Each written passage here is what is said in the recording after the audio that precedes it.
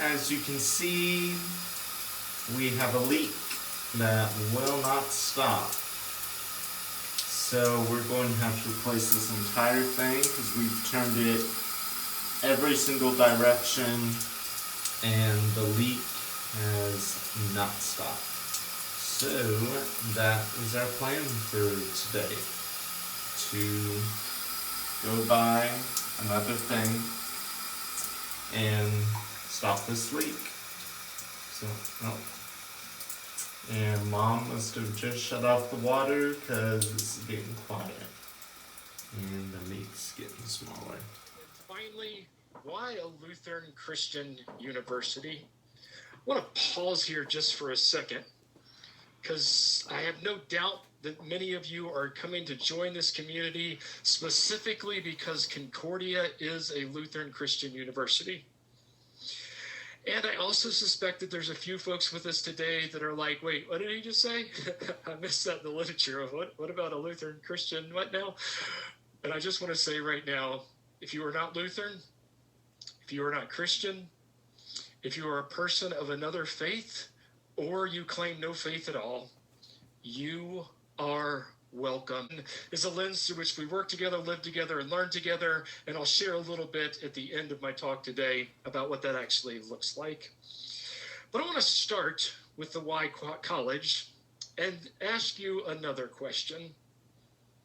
How does someone without parents, without any sort of social standing, without any kind of wealth, someone who grew up in scholar, how does that person grow up to be a hero and a scholar?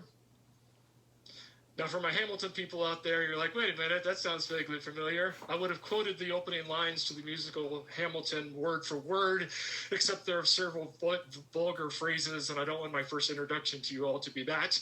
But if you are familiar with the musical Hamilton, you may have noticed that it is a musical that is full of questions. If you're not familiar with it, man, I feel sad for you. Now, anyway, some people are having some Hamilton fatigue, but I just want to share the way that questions begin. There we go. What's your name, man? How questions play a part in this musical, and also how questions can play a part in the next couple of years of your college experience. As someone just pointed out, in one of the opening songs to this musical, Alexander Hamilton is introducing himself to the audience, and the chorus in the background continually ask him, what's your name, man? Pretty soon into the action of the musical, Hamilton goes to a tavern to meet up with some new friends, people that he will fight alongside of the revolution, but they know nothing about him. And they're asking him, who are you? Who are you? Who are you? Now, for many of us, when we join a new community, we spend a lot of time explaining who we are, right? Asking people who they are and what they do. And a lot of times we talk about the college experience as finding yourself, answering that question with confidence. And that's absolutely true. But if you're familiar with the musical, you'll also notice that there are people, characters in this musical from history that have very different approaches to life. Now, if you're familiar with it, you know that Aaron Burr is kind of the narrator of the musical. Maybe you're coming to this experience as more of an introvert. I barely talked in high school, but through a series of experiences, including a college education, there are some times when I talk too much. But if you are coming from a place where you've really been kind of withdrawn and not really willing to put yourself out there, hopefully one of the reasons you chose this place is because you know we have really small classes. Now, for the first couple of weeks, it's going to be kind of weird. Some of you will be participating in your classes completely online. There'll be opportunities for some of the classes to be here in person, so it's going to be a little bit more difficult.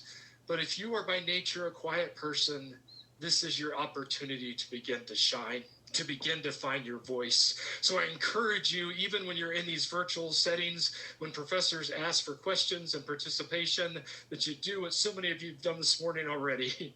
Put yourself out there, raise your virtual hand, chat, unmute your mic if you're invited to do so. Get to know the folks in this community.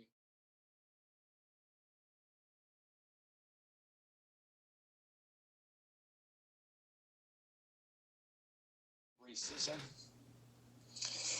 So Robin DiAngelo, the author of this book, she is education.